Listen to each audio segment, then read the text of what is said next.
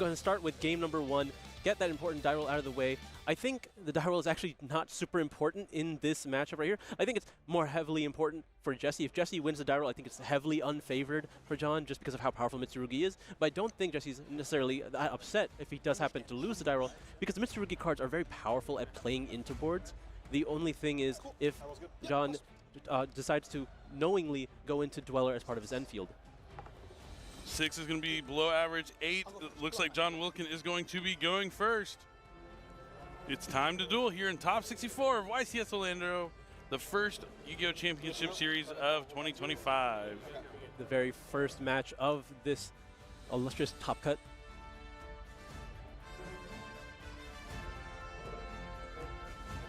All right, John doesn't seem to be too happy with his hand. Maybe he's contemplating his first play, but nope, it is Can't be that upset. Can't be that upset. Nope, not if Ice Raziel is going to come down first. But he's allowed to be a little upset. Mulcharmy Fu Wallace will be changed, so anytime John special summons from the deck or extra deck, Jesse will be able to draw a card. And there is no Ash Blossom here from John Wilkins, so the first card drawn to Jesse's hand. This is where Jesse wants to be. I do see a lot of spell cards in Jesse's hand, so if John doesn't commit too much to the field here, Jesse can potentially blow him out with all those powerful engine cards. All right, X Raziel is going to add Sword Raziel from the deck to the hand, I believe. I think at this point you're opting out of the Fiendsmith engine and trying to just lay low with a detonator, unless you already have something along the lines of track and at least set up something. But if you already had track, you would have started with it, right? Potentially, yep. So now he's looking to... Yep, gonna go ahead and special summon the sword. Oh, maybe not. Just a clip here.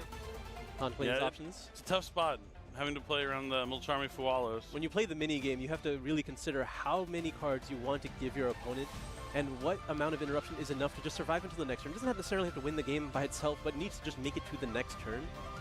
And if John knows anything about Jesse's deck, which he probably does, then he knows he's going to need to put up quite a bit. All right, Bonfire is going to add X Raziel. Another copy here already used its effect to add at this point, but it is still a free extender. Maybe he'd want to use it just to get an aggregator into the graveyard so he could attach it under the detonator potentially. Even an Eclipse would be, or actually Eclipse would be pretty bad here because it doesn't have anything else for the detonator. So he's going to special summon Sword Raziel, and then that's going to allow him to add another copy of Ice Raziel for follow-up on the next turn. It's all about making it to the next turn. That's what John's thinking about right now. How many disruptions I can put up without giving Jesse too many cards? Fualos gaining a lot of popularity because of the introduction of the Fiendsmith engine in Raziel. Typically, pure Raziel, very powerful at playing into the Fualos, not giving up too many draws. But unfortunately, the Fiendsmith engine, typically leading with Ice Raziel, will give already one draw, and then going into the Fiendsmith engine will just give him so many more. Fualos is the main counter and very powerful to see for Jesse right now. All right, looks like he is going to special summon X Raziel, sending... It looks like he's contemplating the aggregator here. It does send Marilogical Aggregator to the graveyard. Is it going to be a 4-material detonator? Yeah, okay, I didn't think so. Potentially just going into Duo Drive just to give an additional, like, the cross could be worth one draw, honestly, especially with the amount of follow-up you get as well. But it looks like he opts to go into Detonator here. On summon, he's going to be able to attach a monster underneath as material. He's going to attach that aggregator, so if he detaches it during Jesse's turn, he'll also be able to negate a card. But it looks like he might. I think he's going to go for Dweller. It makes a lot of sense, especially when you know the matchup.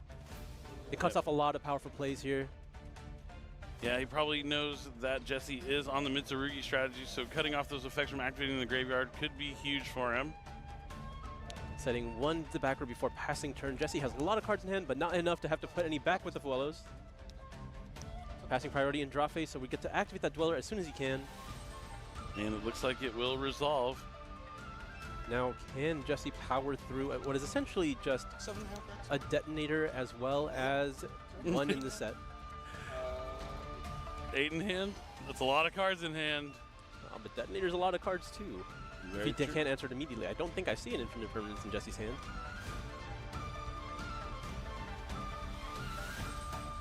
He's going to have to contemplate his next move, for it could be his last in this tournament.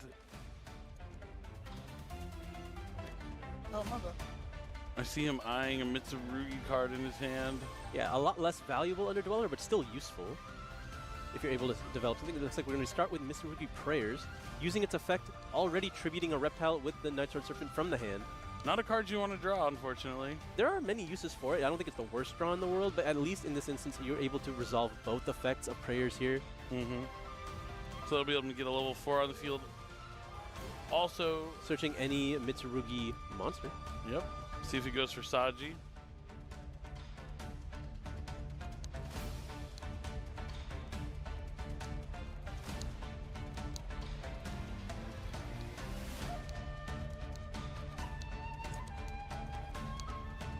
Nope, looks like he's going to add the Ameno Murakumo. Yep, no Makurmo, no Mitsurugi. Will he opt to special summon? It doesn't look like he's opting to special summon. Yeah, he opts out. Just wanted to tribute the sword. Okay, now he's going to activate Mitsurugi Ritual. Gonna special summon out that Ameno Mitsurugi. And Gonna tribute from deck. Yep, and now on the summon, he'll be able to destroy, or attempt to destroy all monsters that John Wilkin controls. The Futsu being used as a material. Unfortunately, not going to be able to activate its effect in the graveyard when tributed. Yep. Futsu, no Mitama, no Mitsurugi. I appreciate you doing your best, Billy. I'm doing my best. They got lots of words, lots of letters. A lot of no's. A lot of no's, yeah. We'll see if John Wilkins is going to say no here to the Ame no Murakamo.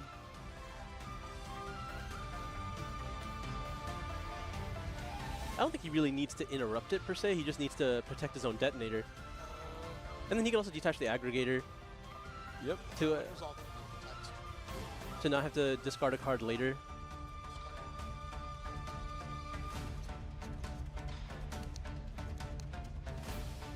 That's at least one use of detonator out of the way. A little expensive, but you had plenty of cards to work with thanks to the Fuelos.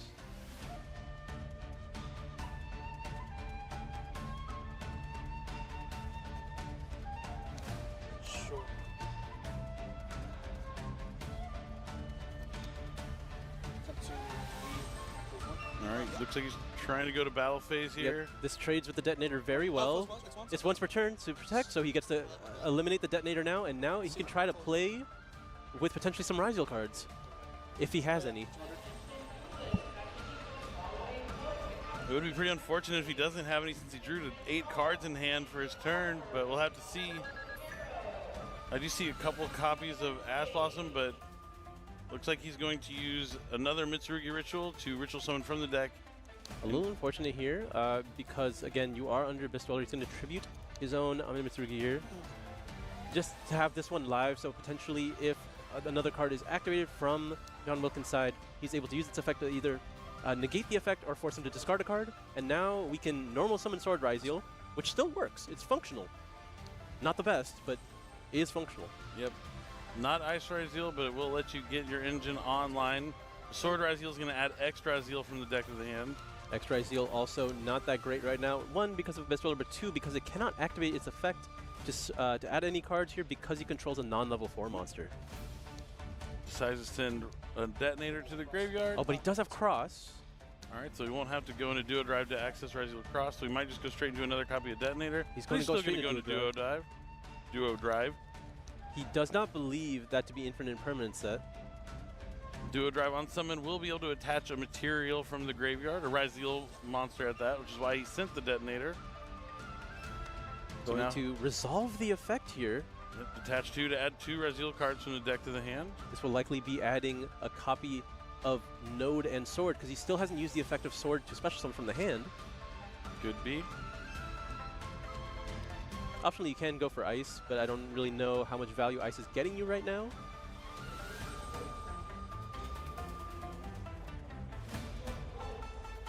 Oh, there is a copy of Node and Ice. Ice is nice. Sure can be. All right, let's see where he goes next to this. He's going to special summon Node, since there's a rank 4 out there. Sir, how many hand do you have?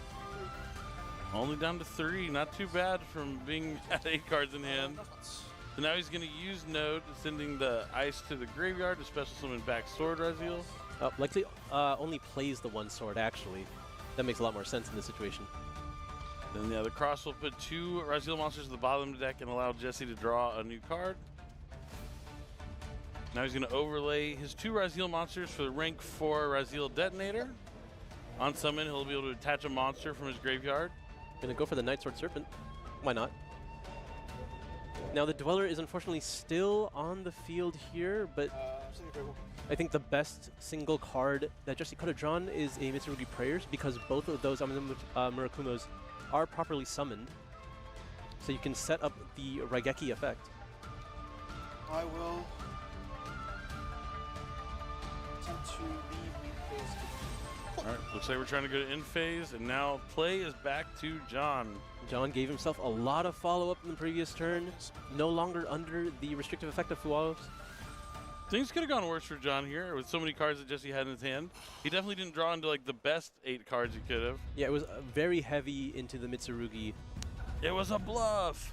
If there is the Bonfire, going to be able to continue extending here very easily. But this could force out the, or like not force out, but just get a free detonator use here on the Abyss Dweller, which I think is what John wants, honestly. It's a, like, he doesn't need the Dweller for anything. It's just a body on the field that he's not going to do much with. But he's just going to use the Ame to potentially negate it, but just typically discard a card, make things a little less optimal for John. Yeah, the Ame no Murakama no Mitsurugi either let you negate the card, or if your opponent, unless your opponent sends a card from their hand to the graveyard. Oh, big sigh here from John Wilkin. Deep think. Let's see what he values more, whatever the monster he gets off this Bonfire or any of the cards in his hand. He did already have an Ice as follow-up, so he might not need this Bonfire. Definitely what he's thinking about is like, do I need this to resolve? Do I have an extra card I don't need in my hand to send? Looks like he does. He's chaining the Druisworm, targeting the other copy of the Ame. Imagine he had to draw Druisworm for his turn.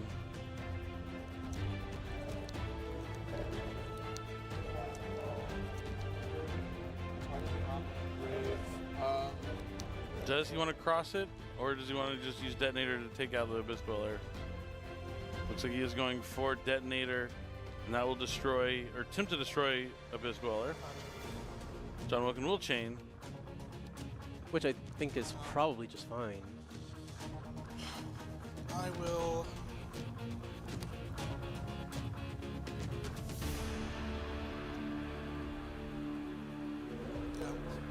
So the Bonfire will resolve negated because of the effect of Ame. Discard. No, I think on the Druisworm. Oh, Oh, sorry. The Druisworm may not decide when cross it. Oh, this sorry. is dead, right? Yeah, sorry, yeah. My bad. Now.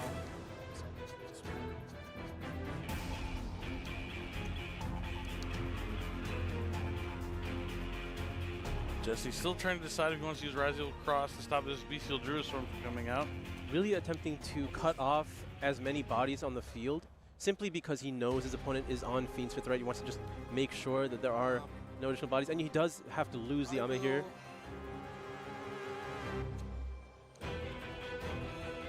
It looks like Bonfire will be resolving because he's choosing to discard a card here, discarded a spell. I couldn't really tell. It might be Attract.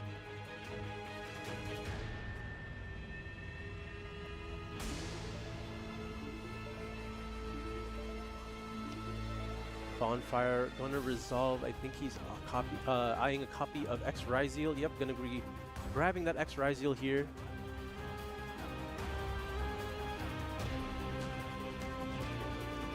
The Bonfire felt like it was on the field for a century. Yeah. Like, I was like, man. There was a lot to contemplate in this chain here. It was, but man, that was a long time to have that Bonfire on the field. So we did not opt to use the cross to protect from the Druisworm here. The Ame no Murakumo effect is used, but there's still 2 detonator uses and the cross that we have to worry about, as well as the cards from Jesse's hand. Can John Wilkin navigate through this and find an opening? Ooh, going to be activating his own cross. Own copy of Ryzeal Cross. I feel like you're going to use your detonator on that the majority of the time. I think so. I mean, Detonator's great at destroying field spells. It's also just a free draw at this point. I don't think you really want to let John have that, but obviously John is using this as bait here. He wants to get as many uses of the detonator out of the way.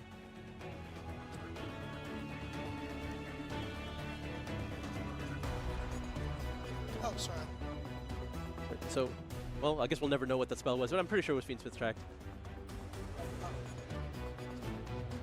And now it looks like we're committing our normal summon here. I think we do have knowledge of both cards in hand being Ice and X. Ice being searched on the previous turn, X being searched on this turn.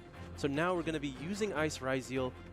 We still have a material under the detonator. We still have a material under the duo drive because of to be used with Cross. Now, but will Jesse use either of them?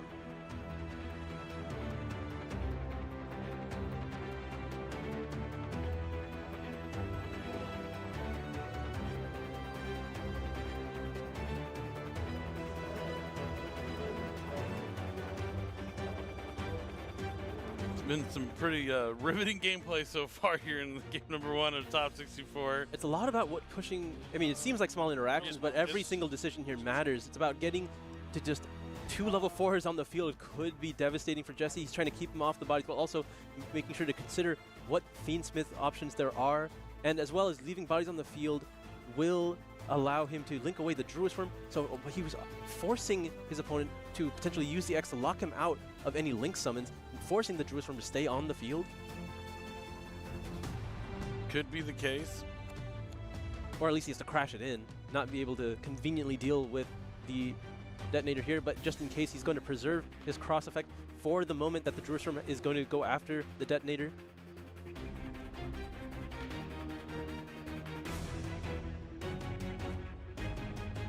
I mean, I know there's a lot to think about, but John's got to play a little bit faster. Yeah, we're running out of cards here to even activate. Like you can't think like on every single decision for like that long, unfortunately. I mean, it's not. I'm not saying anything about John, but obviously there's a lot on the line. But you don't want to pick up slow play warnings at this stage in the game. Effective node. Yep, Node is going to be able to activate right now. This is a cool play. I mean, he definitely the thought has resulted in something really awesome here, being able to send the Druid's Worm to get that other level 4 on the field while cleaning up the field at the same time. Yep, you're going to be able to resolve the Druid's Worm. You will no longer have non-level 4s so that your X Ryzeal potentially can grab even more resources. It's smart stuff. No. So he's going to use Ryzeal Cross to detach that extra material from Duo Drive to negate Truist. Node. And then Druis is going to either go... Druis is going to go after the... the detonator actually doesn't have any more materials, it seems. Ame no Murakamo. Yes. No. Mitsurugi. The Mitsurugi. And All right. now he can finally resolve X Ryzeal. The last card in his hand. He's going to send Eclipse Twins from his extra deck to the graveyard to special summon X Ryzeal. Eclipse Twins. This is cool. Channel 2X. So he's going to be able to see... You see where all that thought process is now paying off, where he was able to... He was looking far ahead to get to this point. He just needed to get all of the interruptions out of the way to cleanly resolve X Ryzeal and, more importantly, resolve Eclipse Twins to put a detonator on the field. Excellent plays here from John Wilkin. An excellent duelist facing one of the best to ever do it. A solid back and forth here, knowing what his resources are, knowing what his opponent's resources are, and managing his way to put himself in a dominating position. This is definitely my favorite use of Eclipse Twins, where you just get a detonator back from the graveyard. That's so cool. It looks like he might actually be choosing to get the Dweller back. Oh, okay. I saw the two and just assumed the one was going to go under the other, but this is pretty cool. I think I understand the reasoning here because he knows that he can't try to finish the game this turn. And if he has to pass back to his opponent who still has this much access to the Mitsurugi engine, the single detonator might not be enough when he... Oh, actually, because the Dweller's already gone, you know you can already make another detonator. It's more important to be able to set up the Dweller again. Especially with the Eclipse Twins under the detonator. Excellent, crispy, and clean plays here from John Wilkin. A lot of thought went into this turn, clearly, but it all made sense. It led him to this position. Yeah, definitely. 100% agreed. The detonator's going to take down the Duo Drive. Been a difficult game for both players up to this point. Not necessarily out for either player, but currently John is in the leading position. Yes. All knowledge should be known now. The last card in hand was whatever was added off the X Ryzeal. I don't quite remember.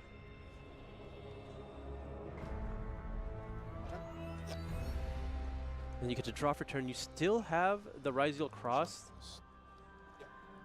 which could either force out something, an effect from the detonator here, but that detonator is going to potentially activate several times. Because one cool thing is now that he no longer has his own cross, he could, the Eclipse Twins can summon back the detonator. Is it Typhon? It is Typhon. Oh, I was hoping Jesse was playing Typhon. He's going to immediately go into Typhon, use the effect to return the detonator, so it won't be able to come back from Eclipse Twin. John's going to take a peek in his graveyard, see if there's something he can summon with Eclipse Twin. Does he have another Xyz monster in there? He Oh, doesn't have detonator, enough. right? Oh, no, but he was a material under from the Dweller. No, like there is another detonator in there, but there's no other legal target for Eclipse Twins because it's aggregator and itself. It needs to be, yep. So now Jesse's going to move to activate Cross to put back a couple Ryzeal cards and draw a card. I love Typhon. It's really great at breaking down a board when you're facing down something like Ryzeal Detonator. Able to clear this field very convincingly, but still leaving an interrupt or like a way to play for John here because he still has that Ryzeal monster in his hand. Gonna grab a copy of X Ryzeal here. Again, follow up for next turn. This is a grind.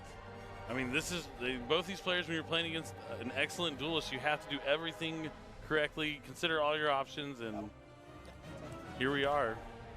I love some excellent dueling. It's going to be an attack over Abyss Dweller, a set card face down, and still commanding 4 cards in hand that he just has not been able to use because of that Abyss Dweller. And the Typhon kind of was. Yeah, well, you were forced to use the Typhon here. But yeah. Now we're going to be normal summoning Sword. That's very telling of a very weak position here. Will that be met with a response?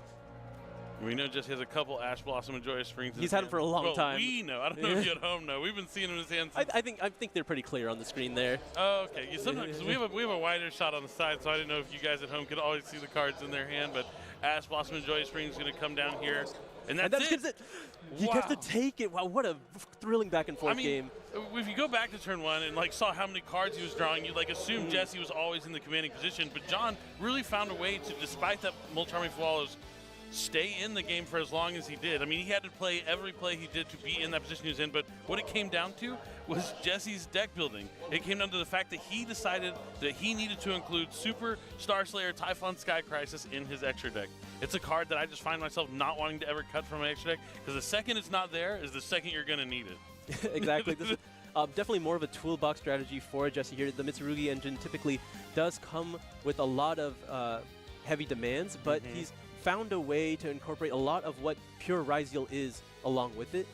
And no shots against John here. John did exactly what he needed to try to move himself with that second turn. He did as much as he could. He just hoped Typhon wasn't in his extra deck. Yeah, I mean, just kept throwing a pistol at him, trying to cut off the Mitsurugi aspect of the deck, which was, solid there. The node to send the Druisworm, that was an excellent play as well to clean up. I mean, he pushed through a cross and 3 materials under detonator there, and still ended on a detonator plus a Dweller. If Jesse didn't have that Typhon, I think that game goes John's way. Absolutely. I mean, it just goes to show how powerful both decks are, how resourceful both decks are. And the players are just excellent. This is what we love to see when we get to the top cut of YCS, seeing these powerful decks commanded so well, piloted so well. I mean, wait, is Canada the best? Is that they're making an argument for it. They're definitely making an argument for it. They're so good. Yeah, I love all the Canadian players. I mean, you know who came in first after Swiss, right? Yeah, Steven Santoli. Against all odds. Against all odds. He's got the Santoli strikes in his deck. He's got the Santoli. Burial from the Santoli dimension. Yeah, wait, what's the other one we had? There was another. Oh. Santoli's Judgment. Oh, no, Santoli's Inscription. Yeah, you can't forget about that. But yeah, Canada really putting on a show here this weekend. I mean, they had to come a long way. There's many players from Canada in the top 64. So Asal and I both went to, and Jesse actually went for the points playoffs to the World Championship in 2017. But the one Canadian player who was on the outside looking in, Matthew Van Den Heuvel. Yeah, he is also in the top cut as well. You can't also forget our previous YCS champion, Steven. Steven Trifanowski. Yep, he's also another Canadian that made it into the top cut. It's been a great year for Canada, and no matter who wins and here, therefore the world. No matter who wins here, Canada will be moving on to top 32. It would be a bittersweet victory for either one of these players. I mean, they're both friends. We've seen them be really relaxed before game 1, but now you see a lot more focus here on the face as you go into side decking, because that was a tough game. I mean, not having an answer to the Fualos, especially when he got to chain it to something like Ice Ryzeal, that's key timing. I mean, we see the importance of Abyss Dweller just trying to stymie the plays from the Mitsurugi engine and how important the Mitsurugi engine is into playing this matchup, and why a lot of players have made the argument that even though the Ryzeal Fiendsmith deck is a lot more steady, it's a lot more like considerable safer across all matchups, the Mitsurugi deck is really strong at playing into the Fiendsmith Ryzeal deck just because of its power. Is it Star Leech safer? Another great card. We haven't seen it. We've had a long day, Billy. But it's just getting started. We have so many more rounds to go before we crown a new YCS champion, or what, a 7-time YCS? He has 6 YCS wins, right? I mean, it's a crazy number to think of, but it's a too high a number. Yeah. Like, at the point where we stop counting. But there are several players within this top cut that could potentially get their, their multiple championships here. Oh, definitely. But I know John's hungry for his first YCS win, so he'd love to be able to He would win deserve back it, but he has to go through the reigning Master Duel World Champion right now. The undisputed. The undisputed ultimate duelist. Where's his ring? He has that really shiny ring. That's okay. I heard it's heavy. It is heavy. I also remember him throwing his hands up and it just kind of just flying out. They're supposed to be sized. I mean, he was a little sweaty that day. He got a little nervous, so it just kind of poof. But yeah, Jesse, one of the best to ever do it, if not the best. Now it looks like they are shuffled up, ready to go. The side decks have been utilized. We're here, YCS Orlando, game number 2, top 64. It's time to duel. I'm assuming John will be going first. Again, you see him point towards himself. It almost worked out for him the first time.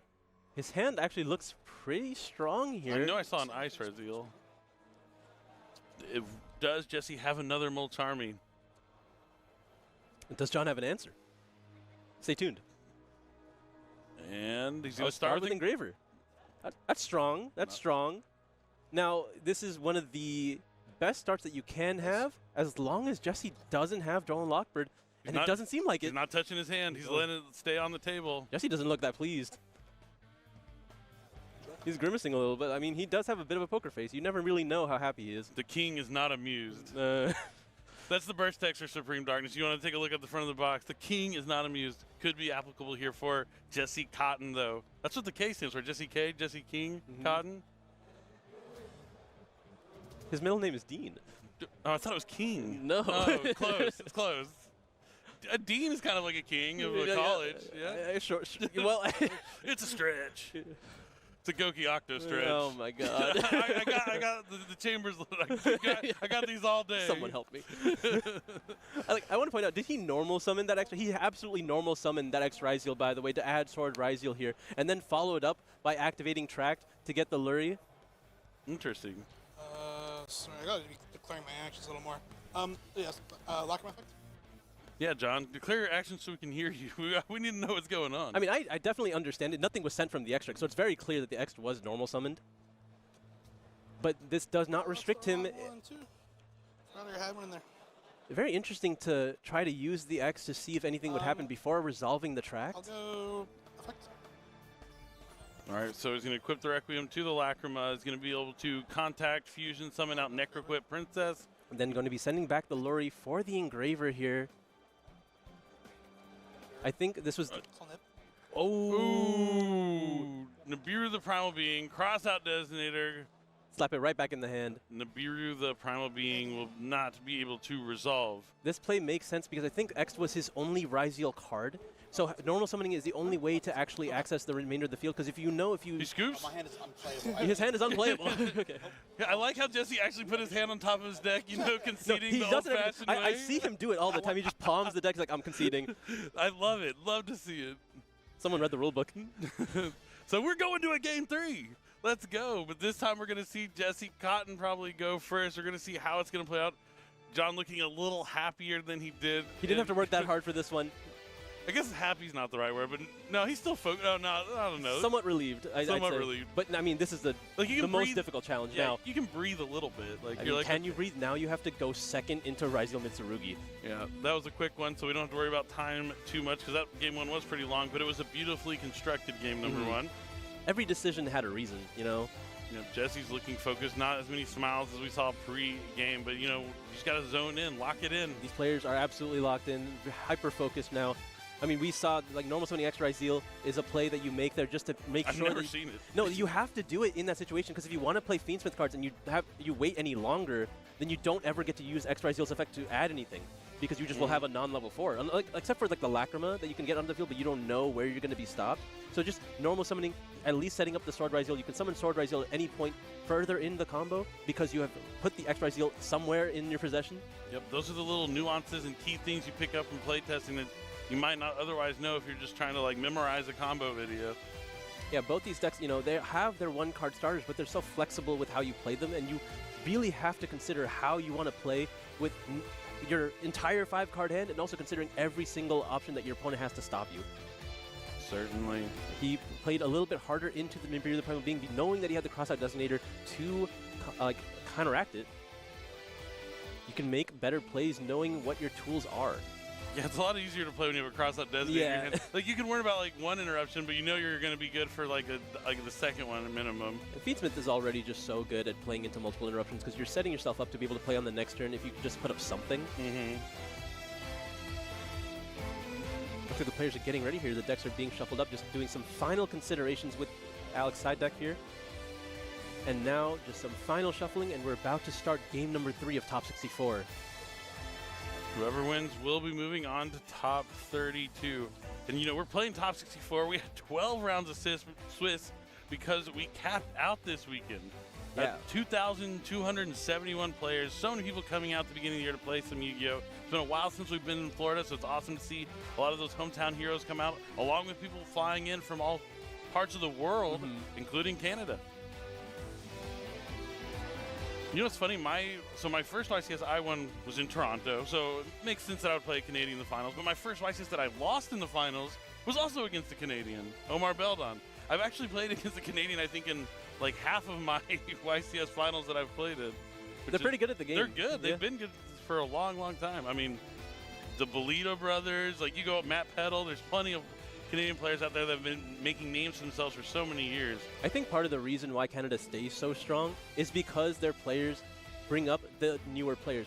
Like in this match alone, the Bolito brothers absolutely were the reason of why Jesse is the way that he is. He played with them from the very beginning, and Jesse played with John Wilkin from the very beginning. So they just keep raising each other up. That's awesome to see.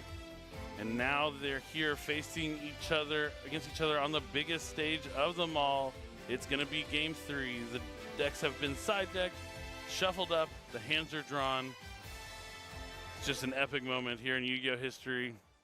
Because when you win a YCS, you want to play like, I mean, sure, it's nice if it's easier for you. You want to win it, of course. But if the harder your challenge is on the way there, that's the story. It's more epic. You get There's a lot of prestige in Yu-Gi-Oh! And that is what you're looking for, right? You want that story. You want to say you beat everyone that you possibly... No one can make any excuses for you, you know? Exactly. Exactly. You want to know a little fun fact?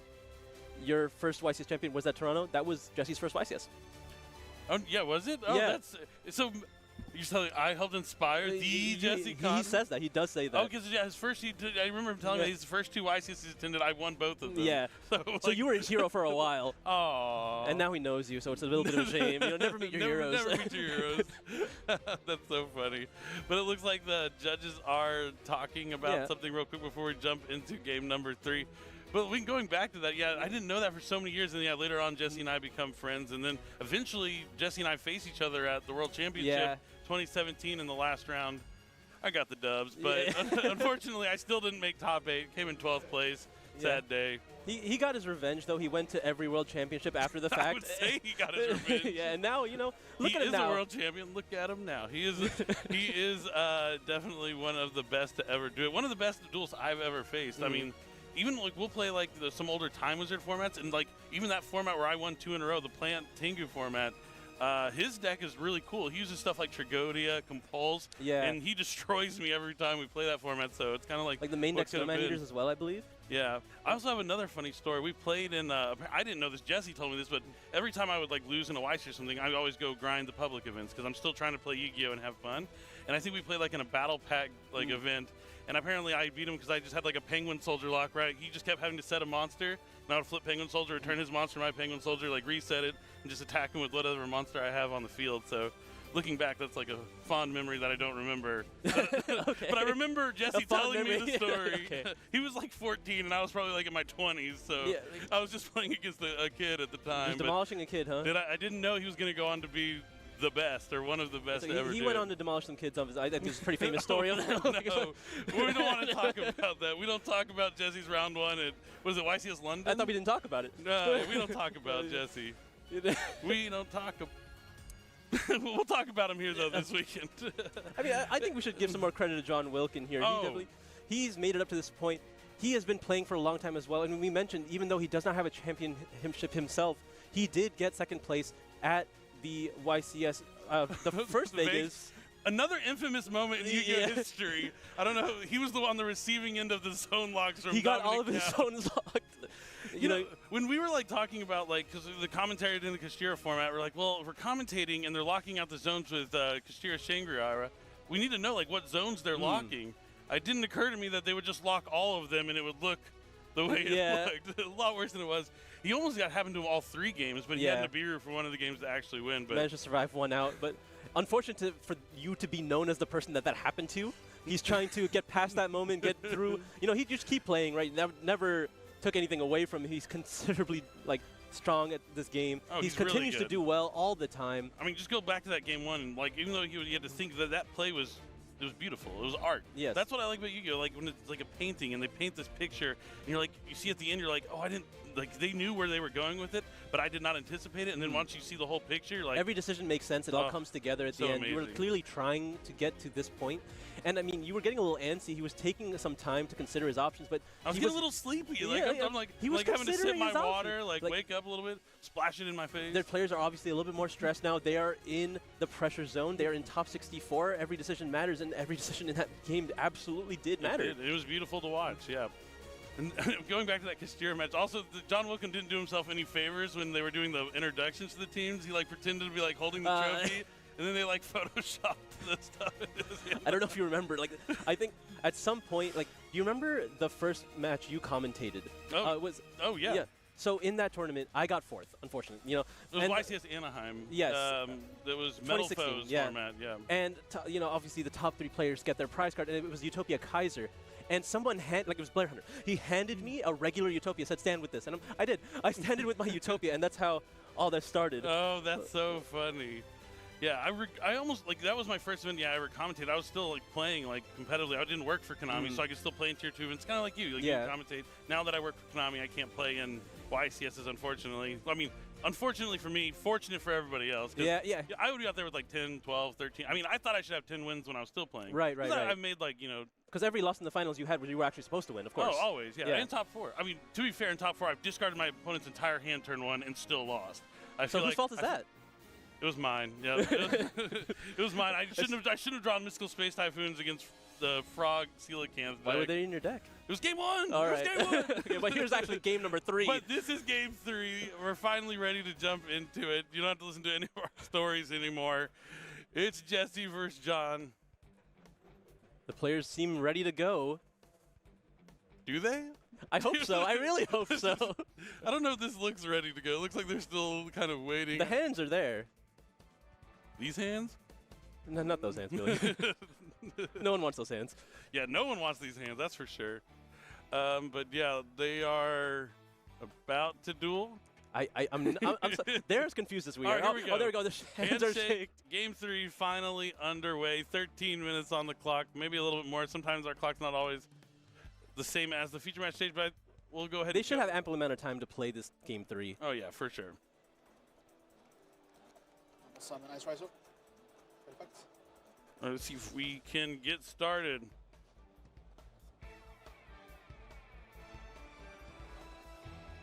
Awesome. No response. Okay, Thompson behind. All right, so we see a triple tactic sound coming down. He's going to look at the hand. Plenty of Raziel cards. Yeah. Going to put back the bonfire, leaving him with ice, and sword. Fire. I mean, that'll do. I don't blame you, but That is rough. And then the rest of this play is going to go uncontested. Yeah, 1 Ash isn't stopping this. No, I mean, yeah, John knows. Oh, I think the chat was upset about... Yep. Did he summon 2 monsters from the extra deck? Because we saw him summon the Dweller, but it was from the graveyard. He raw summoned Detonator. Yeah, maybe he didn't, actually. I don't know, but yeah, that's also in the past by now, so we have to keep moving on. Sometimes like little things like that happen, and it becomes an accepted game state. And looks like he's just going to leave his hand face up here. I mean, he knows what's going on. Like, both these players respect each other. They know they're not going to make any mistakes at this point. I mean, essentially this game is over. Yeah, I mean, yeah. And John kind of knows that. Oh, yeah. Yeah, he's like, please stop that. Thinking here. They've always been a good sport. Yeah, unfortunately, I was like something like that. I didn't even realize like the Dweller came back. You just see 2 Xyz monsters hit the field. It's kind of one of those things. Like, we missed it. Clearly, Jesse missed it as well. Yeah, it happens to the best of us. In this position, you know, games go kind of long. You're not really thinking about it. You're just considering all your options. Yeah, for sure. Now, Duo Drive's going to add Cross and Node.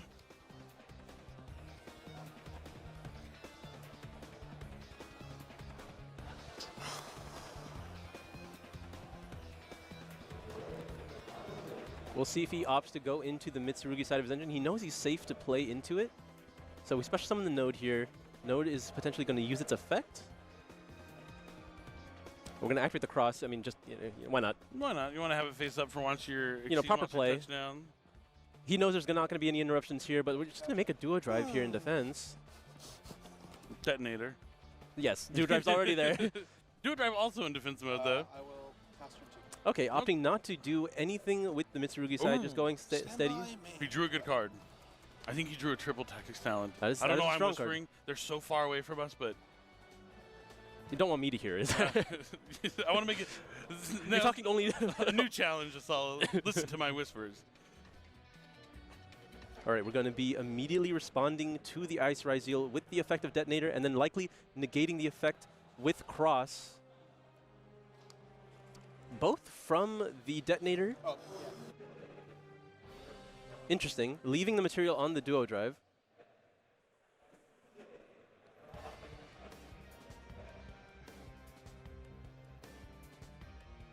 Freeze play. YCS competitors, freeze play. I mean, now... Time in the round. If you have not finished your match, please proceed to end of match procedures.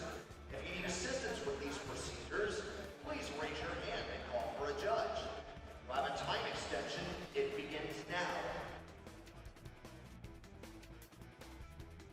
Now, was it a triple tactics talent? Is that what he's It is, but like... You draw? You have to draw, right? Yeah, I think he has to draw, because taking doesn't do anything here.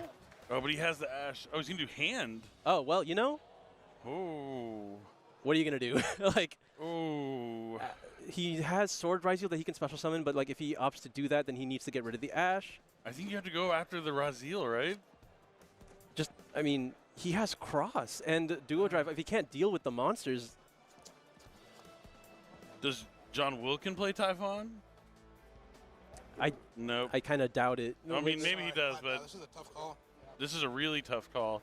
You have 2 interactions and follow-up. We know his hand to be another copy of Ice Ryzeal and Sword Ryzeal. Sword Ryzeal is live, so he's able to continue playing with it unless he... So he actually just has to take the Ash. He cannot play if he doesn't take the Ash. True, true, true. So it is going to be Ash Blossom and Joyous Spring going back into the deck.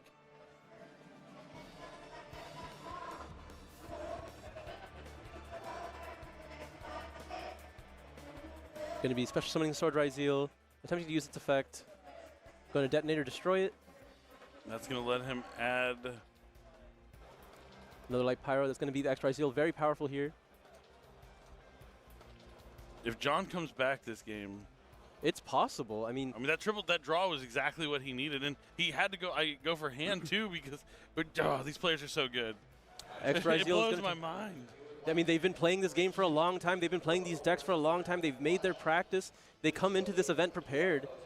All right, X-Raziel is going to send down Aggregator, so Aggregator's going to be able to negate a face-up card on the field. Probably just the Duo Drive just for stat purposes. Maybe the Cross, it doesn't really matter here, but the X-Ryzeal is going to connect, going to grab a copy of Node Ryzeal, I imagine. But he has summoned 1, 2, 3 times so far. So any Xyz monster will be summoned 5. I don't know if he can get around this Nibiru the Primal Being. What I say about Typhon is you need it when you don't have it. I mean, yeah. I mean, other people argue it's a card that's only good when you're in a losing position, but It's better than losing. I mean, sometimes it just still leads to losing. But it's like you It summon prolongs Typhon. the inevitable. Yeah, you summon Typhon. You waited a turn. Yeah, inevitable. And now Node is going to touch down. That is going to be summon number 4. Because it was Ice Ryzeal, then it was Sword Ryzeal, then it was X Ryzeal, now it's Node Ryzeal. And John knows this, but he's going to try. He's going to look for an opening. It looks like he's going to try to go for an Exciton Knight. He cannot, because he used the effective X, as well as the effective Sword, he cannot conduct a Link Summon. He's locked into 4s. But realistically, anything he does would be met with Nibiru the Primal Being, because the only card in hand is that Ice Ryzeal. And he can't send the token because it is a cost. You need to send it to the graveyard. So it would just be follow-up. He just has to hope that Jesse doesn't have a way to play, but he knows he has to X. Yeah, so those when he looked at his hand with the talents, those are 3 cards he did not want to see, because no matter what he picks, he was in bad shape.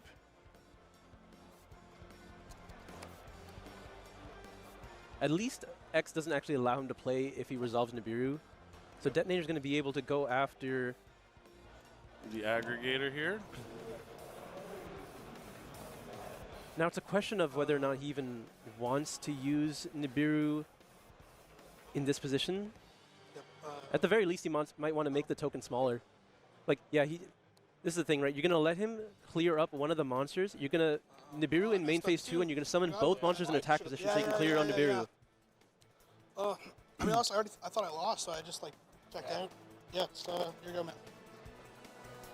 Yeah, in main phase 2, I do believe he still he doesn't want the Detonator to be on the field. He's going to just use Nibiru, summon his Nibiru in attack mode. I mean, I guess that part doesn't really matter, but he needs to summon the token in attack mode so that he can crash into it, and then play in main phase 2 with X Ryzeal. But that does leave an opening for John here. Still will have Ice Ryzeal, so opting not to even do that. Okay. Plays back to Jesse. Because looking back to that game 1, if he doesn't Typhon there, he still has Mitsurugi cards in his hand and ways to play potentially that we wouldn't have seen. Yeah, but I mean, That just like kind of dawned on me now. it would have been a much more complicated game. Yeah. No spots. So he's going to start with Cross to put the cards on the bottom to draw a fresh card. That's some Mitsurugi prayers, I believe. That could be quite useful here. I wonder if he's just trying to bait the Detonator. We're going to go with X Ryzeal. He can send Aggregator to go after the Detonator here right now. And then if Detonator tries to chain, he can use Cross to negate it. Then he can chain. Oh no. Yeah. So that checks at resolution. Yeah. Yeah. It's just this. Honestly, I'm surprised. Like, he knew that he had X in hand. I'm surprised he didn't opt to use Detonator at first, like, option. But I mean, I'm also surprised Jesse didn't just lead with X because of that. So I think it could have been a misstep. Like, there's no reason, if you have X sending Aggregator, why not just lead with, you know everything. This puts you in a prime position because now the Detonator is turned off. He does potentially still have the Aggregator detach if it comes in a timely position. Special sword.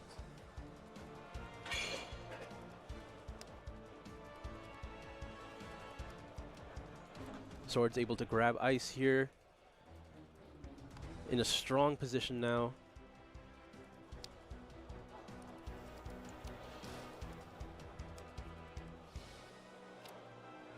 Gonna overlay these 2 monsters for finally. Where's this guy been all weekend? King of the Feral Imps. I mean, we've seen Jesse summon Mitsurugi monsters plenty of times at this point. He just didn't need to do King of the Feral Imps. He wanted to hold it a little bit steady, but now that he knows there's nothing that's going to actually interrupt this, he can go for the Saji. Yep, Mitsurugi no Mikito Saji. Normal summoning it to get access to the Mitsurugi ritual, being the spell, of course. Yeah, not the monster. There it is. And now he can activate Mitsurugi Prayers to just use the effect simply to add. He doesn't need to tribute here. And there it is, Ame no Murakumo no Mitsurugi. Ritual from hand. Sure. Going to be able to summon it out, going to be able to destroy the Detonator as well. And the game is just locked up here. There's nothing that John can do, and he's known that for a while. Yeah. Just going to offer the handshake, and Jesse takes it, moving on into top 32. Yeah, I don't think attacking over that would have mattered at that point. Yeah, what an epic match between 2 of the best from Canada. Not just from Canada, just 2 best duels, you know, that travel the YCS circuit scene, and you see them at championship series after championship series. And, you know, they're still going to be friends afterwards. And now Jesse, just a few rounds win away from getting win number 7. YCS win number 7, that is. I mean, the same amount of wins you would take to get at the beginning of a YCS top cut, because now you still have all of top 32. True. Yep, top 32, top 16, top 8. You got past the bonus round, yeah. Just 5 more rounds. We're almost there, right? It couldn't be that much Just longer. another local. It's okay. But, you know, it was awesome to watch these two duelists duke it out. But, you know, big shouts out to John Wilkin. You know, he played really well. His deck is strong. He did the best he could. Great sportsmanship from both players here. We even saw, they were talking about it during the match. They were talking about their own play, especially when the game was somewhat decided already.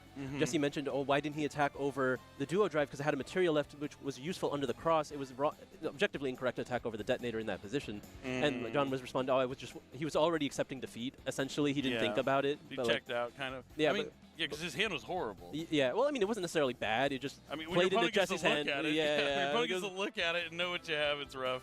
It was definitely not ideal in the situation, but both players, you know, they respect each other. They want to still improve past this tournament alone, because there are more tournaments to be had, and you know, both players are just talking about it. That's an excellent point. That's what I always tell. Every time I lose in a YCS, I'm just like, okay, well, on to the next one. There's always another tournament to enter, another chance to do well. I mean, you just can't ever give up. It's all about the grit.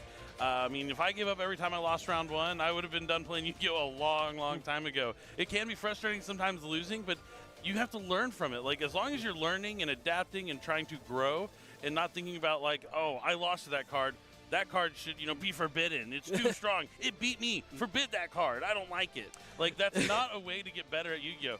Because you can't control that. No matter how much you want a card to be forbidden or how much you don't like playing against the card, you can't do anything about it. So you have to focus on what you can control. What cards can I include in my deck that'll help me better next time? Can I side deck differently? Do I need to include certain cards in my extra deck for certain matchups? You have to think about these things. Always think positive, glass half full, and I promise you'll yield better results. You just have to control what you can control, and everything out of your control, you do what you can, you know? Yep, always just do your best and what you can do. But I think Kangas is standing by with our winner. You know him, you love him, Jesse Cotton, that's right. Kangas, take it away. Thank you very much. I'm live on stage here with Jesse Cotton. Congratulations on the feature match win. It went to 3 games, and that was a tough situation at the very end going into that last game. And I want to ask, as a competitor in a high-pressure situation, when there's a long pause, how do you get into the headspace to say, I got to refocus up and now play Yu-Gi-Oh? But truthfully, I did not think too much of the pause, because if you start getting to that like negative headspace of what if this, what if that, well then you'll spiral out of control. So better to just calm yourself and like be in the moment. When you got the news that, oh, I made a mistake, that sucks. Obviously I don't do that intentionally, no one would, but I don't, especially John's one of my friends from Toronto, so that threw me off of anything. And I would love to say refocus and recenter, but I made some mistakes in game 3 because I was a little distraught from the mistake in game 1. Well, I want to talk about your relationship with John, because you said, you know, some from the same plays. He shouted out one of your teammates for coming up here. What was it like being on the feature match stage with somebody that you have so much history with? It's cool. It's chill. It takes some of the pressure off of what is otherwise a stressful situation. And it still is, but at least I'm there with someone who's comfortable with me and me with them. We can talk and be casual. Because sometimes in Yu-Gi-Oh! They have like a bit of awkward silence because you are sitting across from, at least most of the time, a complete stranger. But I've known John, or I guess we call him Alec from the people who know him locals years ago. I've known him for maybe since 2012, so long time. And then my national teammate Ryan, they grew up together. They've known each other since they were like 3 years old, and they got into Yu-Gi-Oh! Together. So he's like someone I know very well and part of my Yu-Gi-Oh! Journey for sure. That's awesome. Well, I mean, he said Ryan was one of his ex-teammates, reigning world championship teammate with you. So if I asked Ryan, who's a better teammate, John or Jesse, which do you think he would say? Should complain about both of us. We have our flaws as teammates. I know that much at least. All right. Well, for now, it was a great match. Thank you so much for coming on. Best of luck with the rest of the tournament. We're going to throw it back to the casters.